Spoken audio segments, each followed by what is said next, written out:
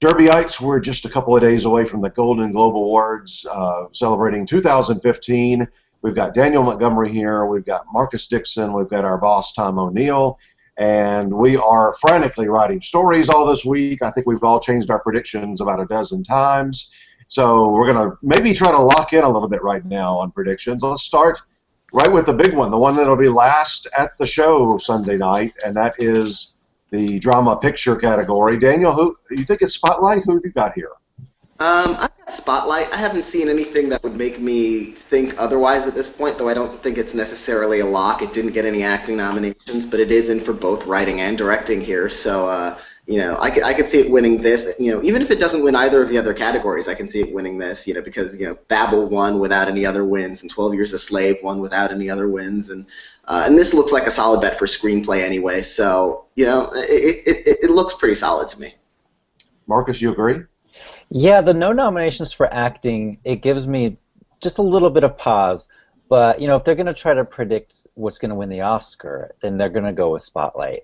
And looking at the other four, I just don't see enough passion for any of those. When we get to the comedy side, it's interesting. I think there's two that are vying for the title. But for this drama one, it really is Spotlight and then four other movies. Tom, you talk to a lot of these voters. Is it Spotlight? Yeah, it's been Spotlight from the beginning. And I've not been in Los Angeles for 3 weeks. I'm in New York City now. But before I left, this was around right before Christmas, and we were all making the rounds to the various parties, and we'd keep running into HFPA members, and I was asking them about, what do you like, what do you like? Spotlight was by far their #1 answer. So I think it wins easily here, and as we know, they like to predict what's going to win at Best Picture, even if it ends up being wrong. And the assumption right now is that Spotlight will win the Oscar, so they want to catch that train, even if it turns out to be a Social Network instead of a King's Speech kind of thing. Okay. Well, I think we've all got Leo winning Best Actor. Is there anybody that could jump around him, Tom? Yes, absolutely. I think there's a real chance here for Will Smith or Bryan Cranston to win. Remember, Cranston hasn't lost a major award in years. He won the Tony Award. He's won every Emmy Award recently, and they've been late at the Globes to Breaking Bad love. So and also it's a Hollywood story, and they respond to that at the Globes. So I think there's a real chance that Cranston could win here, and or Will Smith. I think they really love it, but they really love Leo. He's won twice. This is his 11th nomination, I think, for acting. He is maybe too old news for them is what I worry about. In other words, will that cause them to stray? Because let's be honest, Leo's got to win this Oscar, this Globe, in order to win his overdue Oscar. Because if he's not on that stage looking like a winner on Sunday, that really hurts him heading toward the Oscar finish line. Marcus, Michael Fassbender, has he got a shot here? Steve Jobs isn't nominated. Concussion isn't nominated. The Danish Girl isn't nominated. Trumbo isn't nominated. So no, I think it's Leo. Leo's movie is the only one that has support from the HFPA.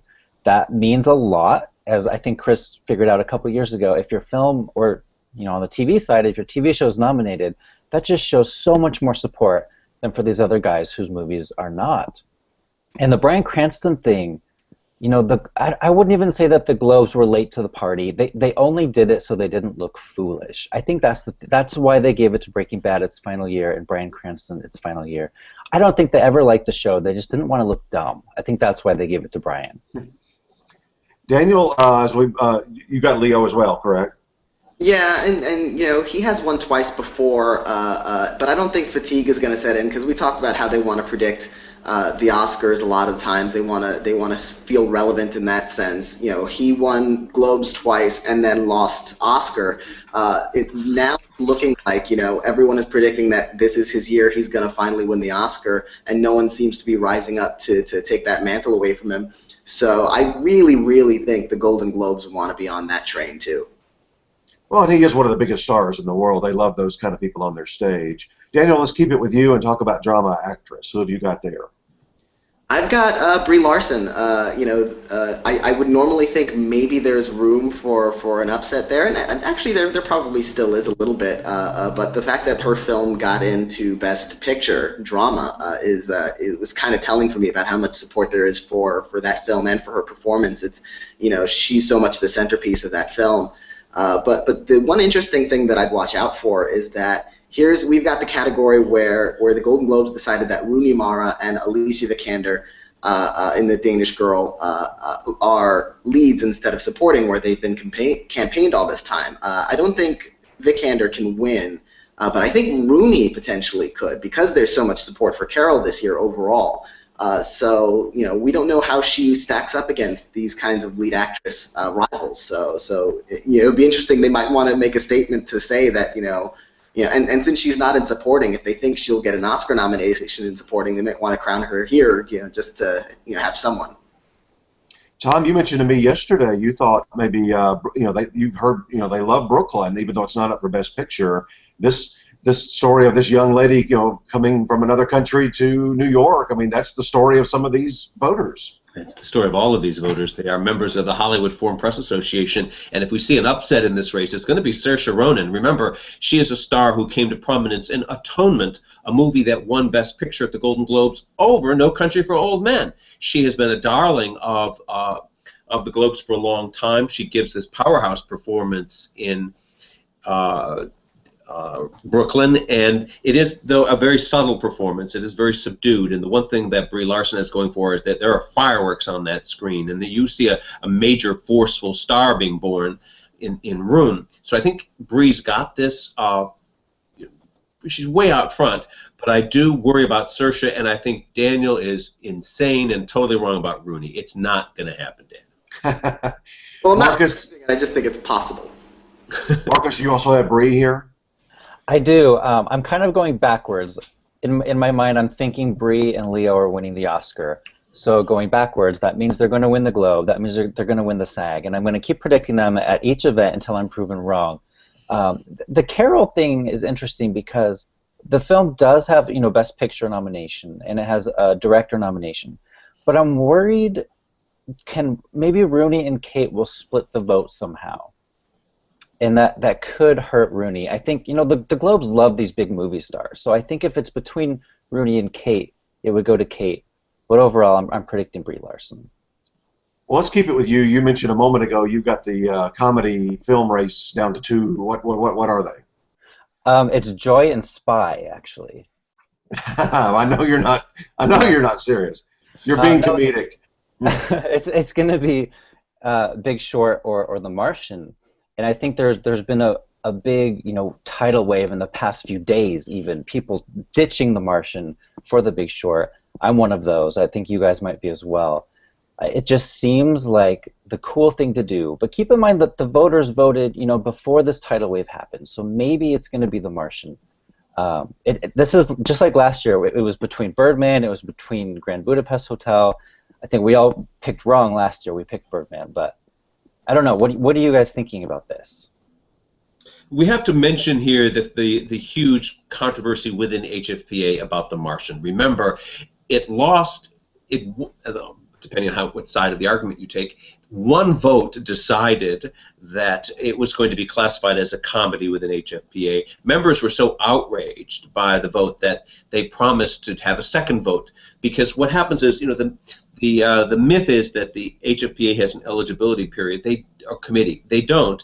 What they do is they invite everybody to come to a meeting, and whoever shows up can vote. So the day that the Martian vote was taken, there weren't a lot of people there, and the vote carried by one ballot, and then they realized, oh, this is not going over well. So I think and they never got around to the second vote, so it stayed in comedy. I think there is so much ill will toward the decision of where to put this movie that's going to hurt it here, and it's going to be a Big Short win as a result of that. Big Short has the big superstars in it. It has it looks like a really big American movie. I think that I was blind to seeing how many of us were, what a formidable Oscar contender it is too. Some Oscarologists, like our pal Sasha Stone, are now picking it to win, and we're seeing it pop up over and over and over again in these Guild Awards and today in the Scripter Awards. So I think that this is where it asserts itself looking like a real Best Picture winner, and that will be the race on Oscar night. It'll be Big Short versus Spotlight. And I also wanted to add, Big Short got way more acting nominations than we thought. It got Steve Carell and Christian Bale, whereas The Martian got, exactly what we thought it would do. So Big Short kind of overachieved, yes.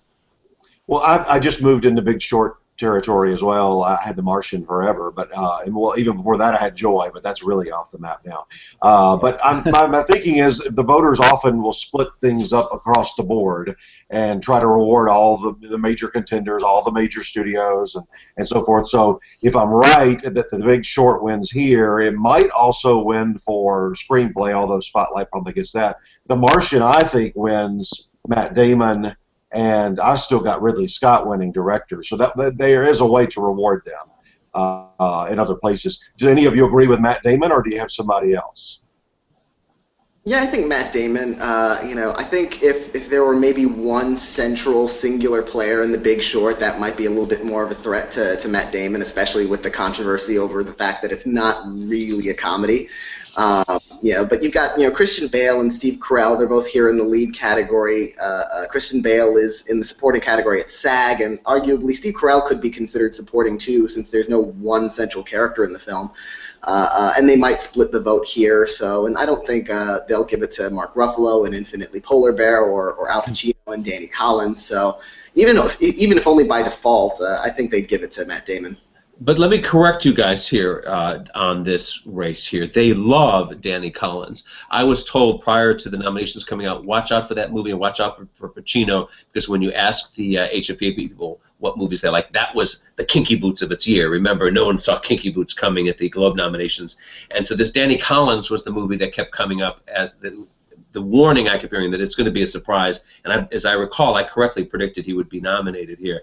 That said, I don't think he wins, but I do think Steve Carell is a formidable force to win here. I think they would like to crown. I think there's sufficient love for the movie, and if there's as much love as we suspect there may be for this film, it could happen here. But all that said, Matt Damon has never won an acting award in Hollywood. He's won for screenwriting, of course. He's lost at the Oscars. He's lost at the Globes, and so I think this is clearly is his night. I think so too. That alone makes me feel like it. And he's a huge movie star as well. Let's not forget that. They would love to have him on stage.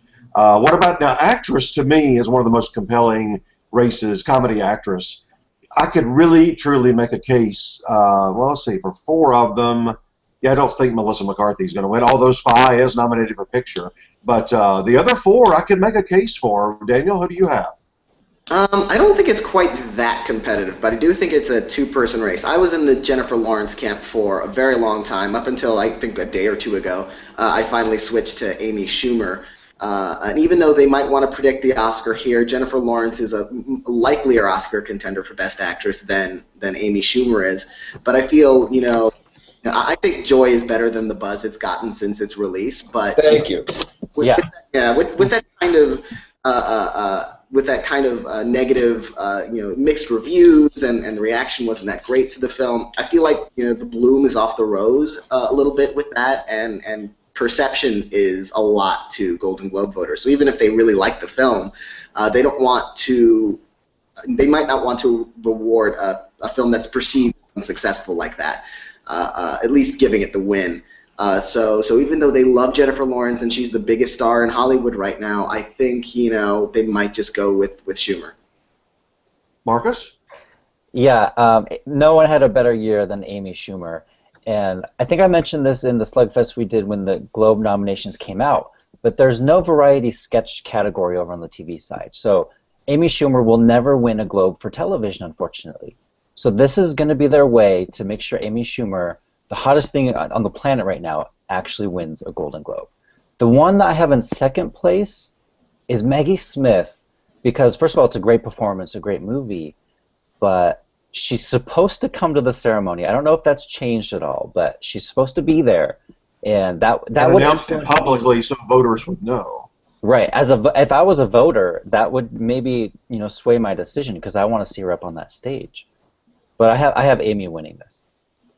Yeah, it's good. It's going to be Amy. Even Jennifer Lawrence has publicly been campaigning for Amy to win. So I can't imagine it swinging any other way. What's interesting is that when you look at the recent voting patterns of HFPA toward these trashy, raunchy comedies, they used to just spurn them. In the days of Knocked Up and The 40-Year-Old Virgin, they just would not give any love at all to this genre of comedies. But then we saw the win for Best Comedy Picture of The Hangover. We saw a sea change, really. They became a lot more hip, and so that trend certainly feeds into this whole train wreck thing, which will benefit Amy. The question is, will it be such a strong trend that it could actually unseat The Martian for Best Comedy Picture? And that could happen. I wondered that as well. That would be crazy. Yeah, I think Amy, too. I just moved her into first a few days ago, and I just also feel like, in addition to everything all of you said, they love great moments. They can kind of foresee in their minds great moments, and I think they just want to see what Amy would say on stage, too. I think that plays into part of it. Kind of like when Sacha Baron Cohen, they just knew that would be a fun moment 30 years ago. Right. They should get the censors ready to bleep her. Supporting actor. Marcus, you're on screen, so go ahead and give us your pick there. Yeah, we were kind of mentioning this beforehand. I think we're all kind of but predicting Sylvester Stallone. And, what a great story that would be. The original Rocky is back again. And for a movie that's just, really, really good. Usually a seventh movie is, let's face it, just crap. But this is just absolutely great performance. And if they're actually going on performance, then he wins. But then you have someone like Idris Elba, someone like Mark Rylance, so I can see him lose, but I don't want to see him lose. I want him to take that Golden Globe home with him. And this will be kind of his audition speech for Oscar voters should he get nominated there. Yeah, that group. I'll jump in. It's not a lackluster group of people. It's just he's really the only star in the group. Like superstar, past superstar. I just don't. I don't see much. Bridge of Spies has a ton of support overall in the industry, but Mark Rylance is not out there campaigning. They may not have ever even met Mark Rylance. He's so secretive and shy. I mean, I think it's Stallone. I really do. I think some of them have probably been covering him the entire 40 years. Yeah, I think if Stallone doesn't win anything else, he'll win the Golden Globe. It reminds me of Mickey Rourke winning for The Wrestler, even though Sean Penn ended up winning the Oscar later on. It's that comeback story. It's him playing this classic role. He's a big star. It's a moment they're going to want on their TV show and on their stage. It just it feels. I'm not going to say it's a lock, but it feels I'm not really swayed by any of the other nominees in this category to predict them in this, especially because there's not overwhelming support for any of those other films either. So it really feels like that's just a moment they're going to want, and yeah, that will be his big moment to really audition for that Oscar. Idris Elba would be the kind of Globe star who might normally win here, but he's more likely to win over in the category for Luther, where he won a few years ago. And that whenever they have two nominations at the Globes, they generally like to give one away to the star, sometimes two, as Kate Winslet and Helen Mirren discovered. But what worries me here, and I agree that Stallone has this, I think that's just irresistible, but remember, this is the man who was voted by the Razzies as the worst actor of the century. And this is a man who is publicly ridiculed consistently throughout his career for his lousy acting, and it's become kind of like an accepted joke. Now, I think that what we're accustomed to at these award shows is the story behind the award, where Matthew McConaughey wins Best Actor because he's gone from surfer dude to serious actor, and Catherine Bigelow wins Best Director and Best Picture at the Oscars because she's getting vengeance on her ex-husband. I think those backstories matter, and this story of redemption for Sly Stallone is irresistible, and plus he deserves it, as Marcus says. This is really the best performance here in a truly fine film, if they watched it, and who knows if they did. But that leads me to what my worry here in this category is that Paul Dano and Michael Shannon could arguably gave, if you ask the critics, the best supporting performances of the year. And sometimes the Globes actually get it right, and they actually care about these low-profile contenders, and they give them awards love. So I would not rule out the potential of an upset by Dana or by Shannon, but my money's on Sly, baby. I remember back at the early part of the 2000s when, they generally go with the bigger star if there's an option there. But I remember, they really put Jim Broadbent and Chris Cooper in the early 2000s. I mean, they were up against way more popular, better-known people, and the Globes went with those, character actor kind of people. So you may be right, Tom. Yeah. A lot of times the supporting people will win at the Globes, win at SAG, win at Oscars, but Stallone is snubbed at SAG. Does that hurt him? Are we ignoring that fact just because he gave such a great performance and the story is so good behind the scenes?